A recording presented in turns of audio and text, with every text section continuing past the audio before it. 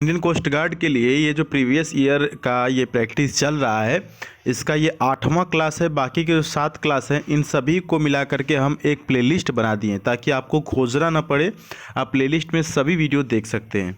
चलिए 8वें क्लास की इस वीडियो को देखते हैं। यहाँ पर पहला क्वेश्चन क्या है और आप भी देखते रहिएगा कि क्या आपको इसका आंसर पता था या नहीं।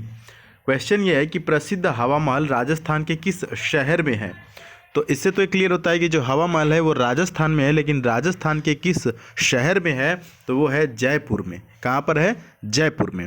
अब देखिए यह जोधाबाई महल के उत्तर में स्थित है। क्लियर। अगला है कि the state of my life पुस्तक के लेखक कौन है? Test of my life. तो the test of my life जो पुस्तक है उसके लेखक हैं युवराज सिंह। ठीक है, यह पुस्तक भारतीय क्रिकेटर युवराज सिंह की आत्मकथा है। यहाँ पर एक और पुस्तक आपको यहाँ पर देखने को मिलेगा सचिन तेंदुलकर। तो सचिन तेंदुलकर ने लिखा है प्लेइंग इट माई वे, एक बुक है जो सचिन तेंदुलकर के द्वारा लिखी गई। तो ये भी एग्जाम में पूछता है, प्लेइंग इट माई वे, याद रखेंगे। अगला है कि शांति निकेतन का निर्माण किसने किया था? शांति निकेतन का निर्माण किसने किया था? तो यहाँ पर ऑप्शन नंबर सी सही है, यानी कि रविंद्रनाथ। देखिए साल 1913 में, कब? साल 1913 में साहित्य के नोबेल पुरस्कार विजेता जो रविंद्रनाथ हैं उन्होंने शांति निकेतन का निर्माण किया था। अगला है कि इजराइल की यात्रा करने वाले भारत के प्रथम प्रधानमंत्री कौन थे? तो थे क्या भी हैं भी कह सकते हैं। तो थे इसलिए कहा गया है ताकि बच्चे कंफ्यूज हों। तो यहाँ पर Narendra Modi, option number D है। जी हाँ, इजराइल की यात्रा करने वाले प्रथम व्यक्ति जो प्रथम प्रधानमंत्री हैं वो कौन है? व्यक्ति नहीं, प्रधानमंत्री, Narendra Modi. Option number D is right here. अगला क्वेश्चन है कि राष्ट्रपति रामनाथ कोविंद ने न्याय ग्राम की आधारशिला कहाँ रखी? तो ऑप्शन नंबर ए है इलाहाबाद। इलाहाबाद जो अभी प्रयागराज के नाम से जाना जा रहा है। राष्ट्रपति रामनाथ कोविंद ने इलाहाबाद उच्च न्यायालय परिसर में सस्ते और सुलभ न्याय के लिए न्याय ग्राम की आधारशिला रखी है। अगला देखिए काफ़ी बड़ा क्वेश्चन, यहाँ पर ध्यान से इसको समझेंगे। क्वेश्चन ये है डियर स्टूडेंट कि भारतीय संविधान के किस मौलिक अधिकार में कहा गया है कि यदि किसी नागरिक को लगता है कि राज्य द्वारा उसके किसी मौलिक अधिकार का उल्लंघन हुआ हो तो वह इस अधिकार का सहारा लेकर वह अदालत में जा सकता है। यहाँ पर ऑप्शन नंबर बी है संवैधानिक उपचार का अधिकार। देखिए संवैधानिक उपचारों का अधिकार जो है वो किस अनुच्छेद में है?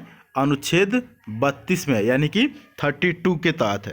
कोई भी नागरिक जिसे लगता है कि राज्य द्वारा उसके किसी मौलिक अधिकार का उल्लंघन हुआ है तो वह नागरिक अधिकारों को प्रवर्तित कराने के लिए न्यायालय की शरण ले सकता है। इस अधिकार की महत्ता को देखते हुए डॉक्टर अंबेडकर ने, जी हाँ, भीमराव अंबेडकर ने इसे संविधान की आत्मा और हृदय कहा है। क्लियर।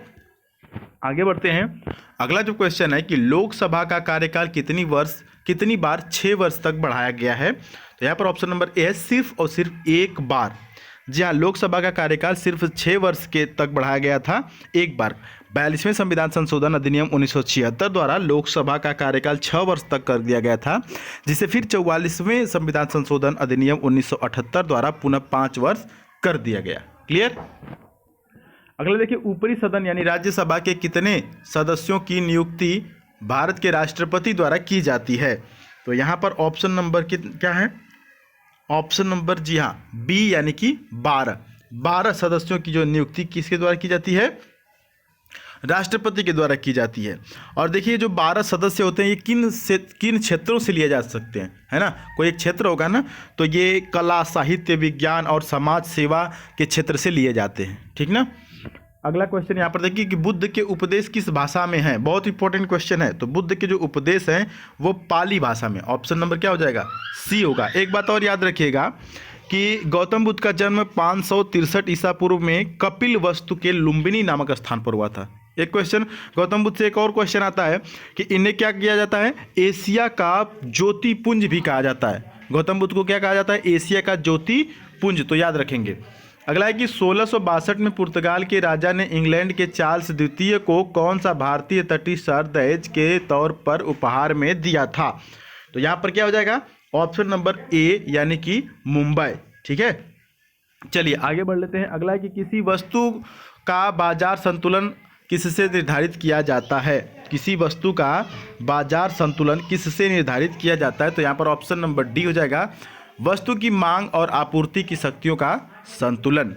अगला है कि मूल्य और उत्पाद किसके बिना बाजार ढांचे में निर्धारक तत्व होते हैं? तो यहाँ पर ऑप्शन नंबर बी सही हो जाएगा, मूल्य और उत्पाद, यहाँ पर पूर्ण प्रतिस्पर्धा। अगला क्वेश्चन है कि मेडागास्कर सबसे बड़ा द्वीप है। मेडागास्कर सबसे बड़ा द्वीप है, तो यहाँ पर क्या हो जाएगा, ऑप्शन नंबर ए, हिंद महासागर में। नेक्स्ट है कि ग्रेट साल्ट झील कहाँ स्थित है? ये काफ़ी इंपॉर्टेंट क्वेश्चन है। यहाँ पर ग्रेट साल्ट झील कहाँ पर स्थित है? तो ऑप्शन नंबर बी सही हो जाएगा, यहाँ पर यूएसए में, यानी संयुक्त राज्य अमेरिका में। अगला क्वेश्चन यहाँ पर डियर स्टूडेंट कि भारत के किस राज्य को सिलिकॉन स्टेट के नाम से जाना जाता है? भारत के किस राज्य को सिलिकॉन स्टेट के नाम से जाना जाता है? तो क्या हो जाएगा यहाँ पर ऑप्शन नंबर, ठीक है, यहाँ पर ऑप्शन नंबर क्या हो जाएगा, सी सही हो जाएगा, यानी कर्नाटक। कर्नाटक को क्या सिलिकॉन स्टेट के नाम से जाना जाता है। क्लियर। अगला है कि दुलहस्ती पावर स्टेशन किस नदी पर अवस्थित है? तो ये है चिनाब नदी पर, ठीक है। डोडा जिले के चिनाब नदी पर दुलहस्ती परियोजना प्रारंभ करने का निर्णय जो है 1982 ईस्वी में लिया गया था। अप्रैल 1983 में इसकी आधारशिला तत्कालीन प्रधानमंत्री श्रीमती इंदिरा गांधी द्वारा रखा गया था। क्लियर है। परियोजना का वास्तविक कार्य जो है 1989 ईस्वी में प्रारंभ हुआ। ठीक है, तो आज के लिए जो जीके की हमने प्रैक्टिस कराया आपको, इतने क्वेश्चंस हैं। बाकी आप देख सकते हैं कि क्वेश्चंस को कई बार हम टेलीग्राम पर भी भेजते रहते हैं ताकि आपकी प्रैक्टिस भी होती रहे। चैनल पर नए तो सब्सक्राइब कर लीजिएगा, और टेलीग्राम से नहीं जुड़े हैं तो 10 सुधीर पांडे सर्च करके जुड़ जाएगा। मिलेंगे फिर अगली वीडियो में, तब तक के लिए जय हिंद, वंदे मातरम।